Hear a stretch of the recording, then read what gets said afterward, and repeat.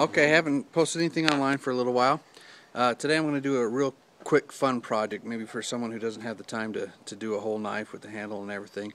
I don't know when you guys were a kid, but for me, we always had ninja stars.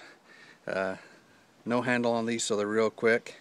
So right here, just a little moon star. Take a square, take half rounds out. We did it with a bench grinder. And then this one, I don't sell these, so this is not copyright infringement, I hope. The little Batman star. They really work good, and they're real quick and easy to make, so they're real fun. So here's what I'm using for my material. It's a big circular saw blade, if you can see. I knocked off a patch of rust right here, so when I outline it, I can see where I'm cutting. And to cut it, I use a 4.5 inch angle grinder with a steel cutoff wheel. So just knock off a little bit of rust. I'm going to end up bluing this thing anyway. This is just rifle blue right here, and this rifle blue takes it a lot better if it's nice and sanded. If there's patches of rust or pitting or stuff like that, that rifle blue it looks bad. So I'm going to outline this and then cut it out, and I'll get back with you. Okay, I usually start off by doing straight cuts. They're the easiest to make. They're really about 60% of your cuts, but they represent about 10% of your time because they're the easiest. So this big long straight cut along here, these two that make the triangle here on the sides and the bottom, up here, the cut into here, and across the top. Like I said, that's the easy part. The hardest part is these inside curves. And unfortunately this project's got nothing but inside curves. An outside curve, you know, that curves outwards, pretty easily to cut off. But these inside curves, about the only way I can find to do it is to make the straight cuts and then kind of make triangular cuts out. You know, I call them relief cuts or whatever, because your cutoff wheel's not going to bend. It's just not. So you got to make a curved cut by making a series of straight cuts. And I'll show you that after I make a few of those, so you know what I'm talking about. So you see here where I cut into the material, kind of made a triangle, and then I usually just cut all the way, but I wanted to show you what it was. So this chunk of material is now out of the picture. I start doing relief cuts. Same thing here. See, a series of in cuts that stop at the line, and then I can use the wheel to get rid of all that material. That's how you do I fear I'm not explaining it too well, but you know, with the cutoff wheel you can't start going like this and then cut like you can with like a bandsaw or anything. Your cutoff wheel is a hard, rigid material, and it won't cut at all. All you're going to do is break your cutoff wheel if you do that. So you make as many straight cuts as you can into the inside of the curve, and then you make a series of relief cuts, and you just kind of move material as you go. See, I knocked that chunk off. And then right here with a angle grinder, not a cutoff wheel, but a grinding wheel, I can take off all these little pieces of material here. And I just do the same thing with all these inside curves, just taking off material as I go in incremental chunks. Well, now you can see I got it cut. See how my relief lines on this go right up to, but don't quite touch my pattern line. It's natural to try to get as close as you can and as neat as you can, but you're going to go into your pattern, and then you're going to have to, the pretty up stage is the most time consuming, hard, making it pretty. And the more nicks you have on your line that you got to sand out, the more you're going to wish that you'd just stopped a little bit shy.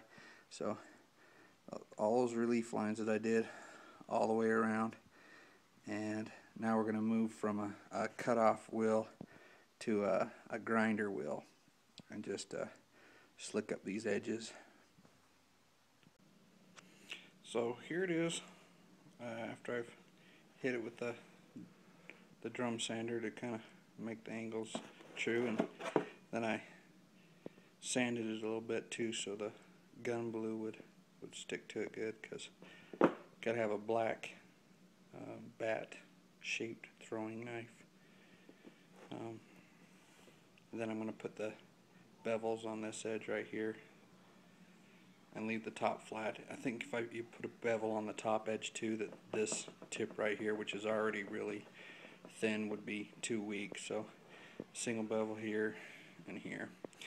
And you ought to wear a respirator. I don't know if y'all can see, but that when you're cutting stuff, throws it right back up in your face, and you end up looking like that. So anyone with more sense than me is wearing a respirator, because this is high carbon steel, and you know, breathing coal dust is the same thing as with the black lung. I'm gonna end up with the black lung for my hobby, but I figure my excessive beer drinking and lack of nutritional knowledge is going to get me way before the black lung does. But I'll do one more quick one after it's all done with the gun blue and with the edges on.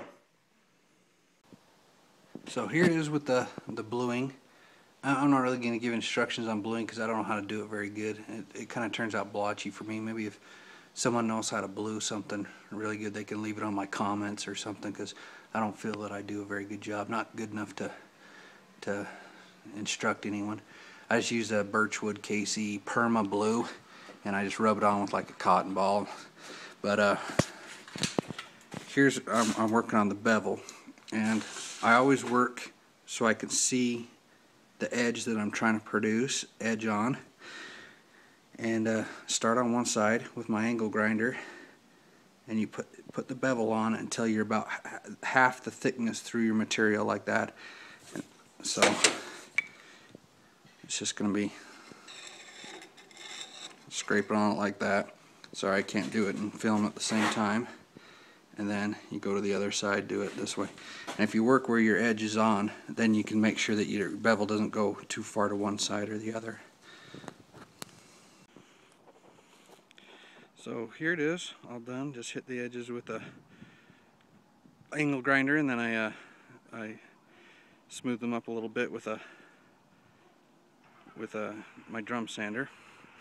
And here's my test throw.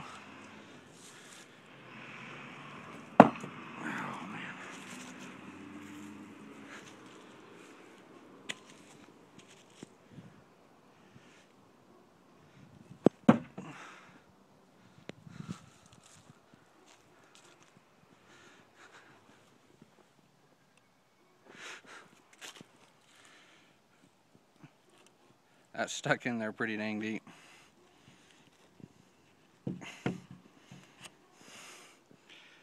About that deep. Alright, one more just to show you it's not a fluke.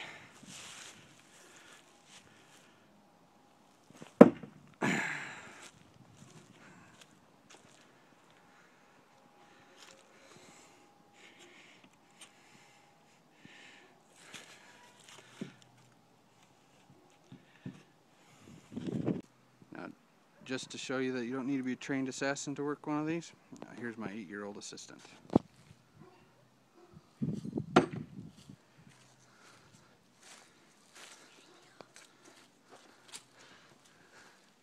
What do you think, Nathan? Pretty good. And if you look kind of closely, you can see like these little outline cracks right there. And if you want to get them out, you go like this. What'd you think about that throw, though? Good. And if you want